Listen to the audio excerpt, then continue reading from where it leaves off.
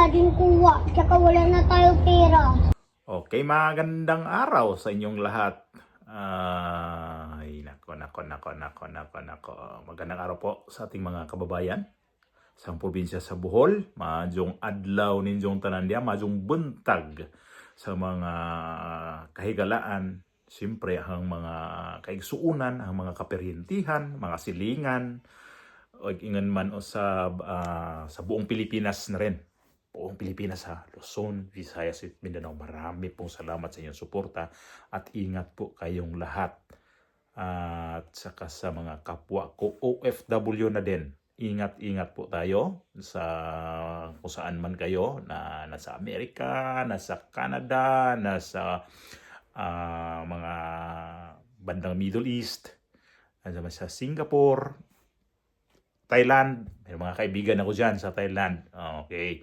So, sa mga kaibigan ko dito sa YouTube, marami pong salamat sa inyong suporta, sa inyong tiwala, sa inyong wala talagang kasawaan na suporta. Marami pong salamat sa inyo. At ingat po tayong lahat. Ito na nga yun ha. Meron lang akong isi-share sa inyo na video na mga bata ko ito eh. Palagay ko ito mga bata na to, umiinom sila ng gatas yata eh. Yung iniinom nitong mga to na yung nakita nyo kanina ba? So, ito lang, kunting video lang ito at bigyan natin ng reaction. So, kawalang kamuwang-muwang to mga bata na to. Pero, ano na sila, parang, di ko alam kung, di naman to sabihin na tinuruan to sa mga magulang nila. Binidyo to sila na umiinom nga ng gatas o anong iniinom nito mga bata na to. Sa tingin ko itong mga bata na to, sa mga 5 taon, o mga ganun, di ba? Kasi, ano sila eh, yung talagang batang-bata pa. Ito'y video na, kabuang video, na bukod do sa kanina, ito buong video, panoorin ninyo. Matawa kayo dito at saka, mayroon kayong malaking question mark kung mapanood ninyo itong video na to. Sige. Always. Tapos nagbalik niya dito, layo na siya, tapos ano siya, ipapulis mamaya. Oo, tsaka tapos layo niya siya. 100 million infinity siya magbalik dito. Di ba 1 million sa BBM? Oo. $1 million yun din, niya din kuha, tsaka wala na tayo pera. Tsaka habang nakita niya tayo, habang nakita tayo ni Duterte, hug niya tayo. Kasi na-miss niya tayo. Kung nakita natin si Duterte dalawa, i-hug natin siya kasi na-miss natin siya. Oo, teacher. O diba? Yung sinabi na lang na kinuha niya yung pera na milyon ng mga ganun bagay, diba? Imposible naman to mga bata na to kung tinuruan talaga to. Di ko alam mo to kung magkapatid ba to o ano to sila. Sabi ko, grabe no.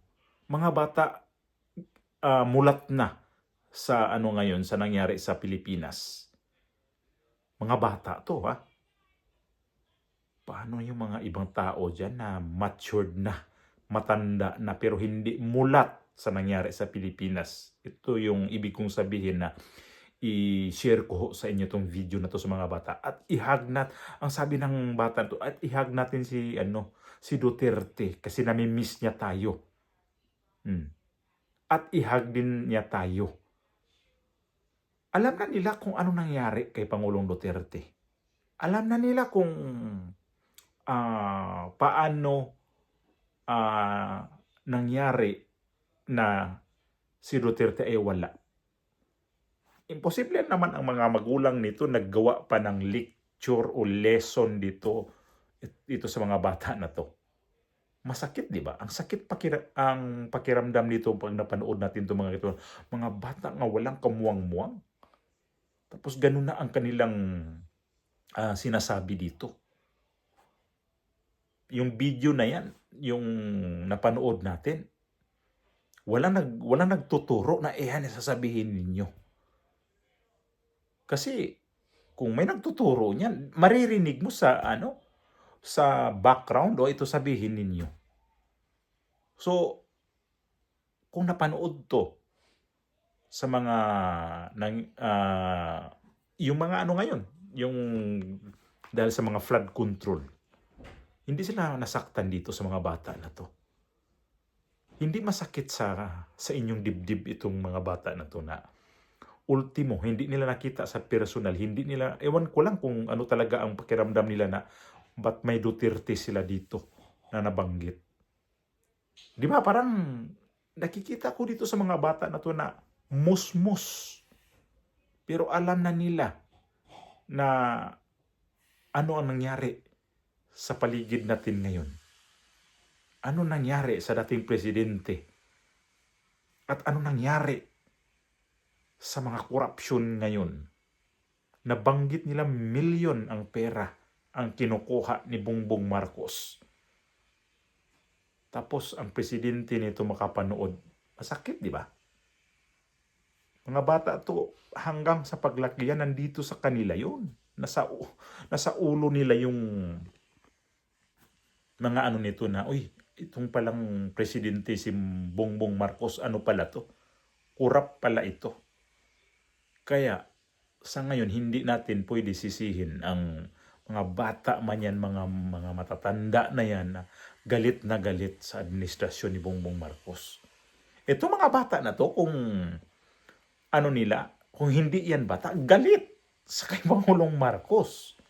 Galit ito. Kasi, bakit mo pinakulong si dating Pangulong Duterte? Ramdam nila kung anong nangyari sa matanda dito sa Dahig. Ramdam nila kung ano ang kalagayan ngayon ng Presidenteng Duterte noon. Masakit man. Ako nasaktan ako sa mga sinasabi nito. Sabi ko, kawawa naman to. Nasaktan ako at naawa. Kasi hindi lang, kung intindihin mo ang kanilang mga sinasabi dito, musmus na musmus to eh. Tapos ganito ang kanilang ang kanilang reaksyon. Hindi naman naglalaro. Although mayroon silang iniinom. Tapos nababanggit nila itong dalawang leader, yung dating leader na pinakulong na namimiss daw nila, gusto nilang ihag. Di ba? Kung balikan niyo yung video na yan, hindi ho yan in-upload lang dyan sa social media para siraan ang gobyernong ito. In-upload ho yan para makita talaga na ang mga bata ngayon mayroon silang pakialam sa paligid.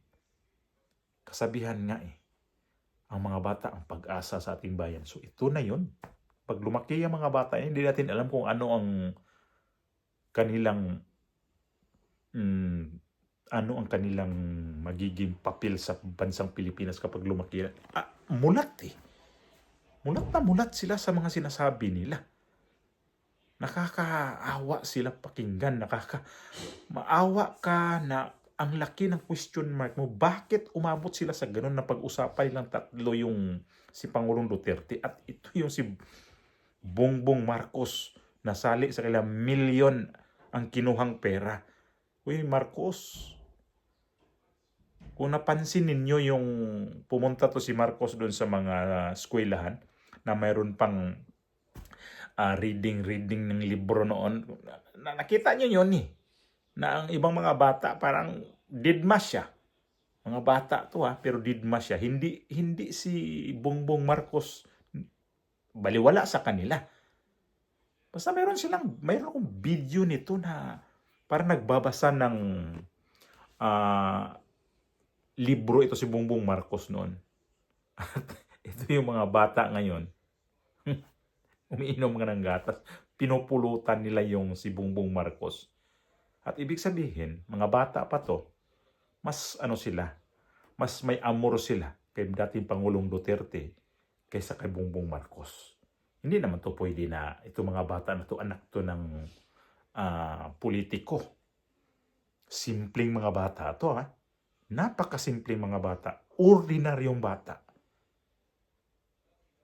Paglaki nito, ma-recall nila to. Ganito daw yung presidente na to, si Bongbong Marcos. Grabe daw yun.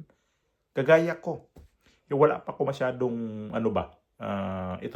kwento ko lang na sandali. Wala pa ako masyadong ano nito sa kanyang tatay, si Bongbong Marcos. Yung tatay ko noon, magkwento na ganyan si dating Marcos, presidente, na ang mga, yun nga, yung mga, may ano pa yun dati, mga kukufid na yun, galit na galit siya noon dito sa presidente na yung yung tatay ni Bongbong Marcos. Tapos hanggat na nag-snap election, kay Cory Aquino siya. Kasi galit na galit siya sa mga Marcos talaga. Galit na galit siya noon. Talagang ang dami niyang ganito. Hindi naman nagkwento sa aming mga anak, pero siya mismo, pag nagkwentuhan sa mga niya, yung mga, siyempre, mga kaibigan niya, mga kaparyentihan namin pag pumunta sa bahay, yun ang mapag-usapan nila tungkol sa politika. At pag-usapan nga itong si tatay ni Bongbong Marcos. Kung ganun pala yun. So ito yung gagaya nito mga bata na to. Maano nila na, ay, ganun pala. Na ang ang nangyari ngayon sa Pilipinas dahil dito kay Bongbong Marcos. Nakulong si Pangulong Duterte dahil kay Bongbong Marcos. Di ba ang sakit na mga bata pa lang pero mulat na sila sa nangyari ngayon sa Pilipinas. Samantala itong mga politician ngayon na dapat ituro sa mga bata ang ganitong sitwasyon ngayon sa Pilipinas na ayusin ang Pilipinas pero hindi nila nagawa. At itong mga bata to nagkwentuhan. Napapahiya ang mga politiko nito, napapahiya ang mga matatanda nito na hindi maganda magdala sa bansa natin. At ito sila kapag lumaki, ito sabi ko nga, ano kaya ang magiging nito? Balang araw itong mga bata na ito magiging sila? Magiging lingkod bayan na rin to. Kasi alam nilang nangyayari eh. Oh, ganito.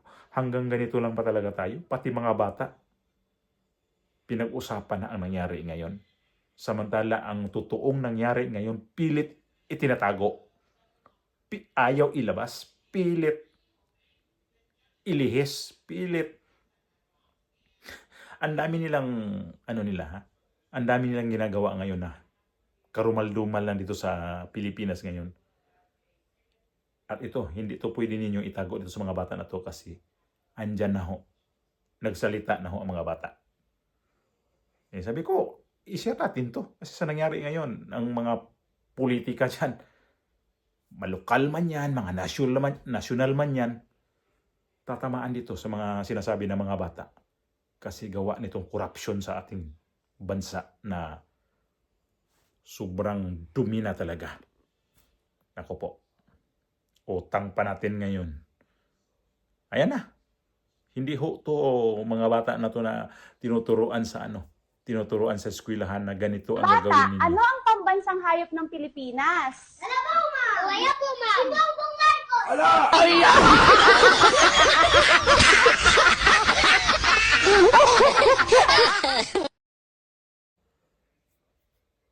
Bantayan ninyo ang paligid kasi mga bata may alam na sa nangyari ngayon.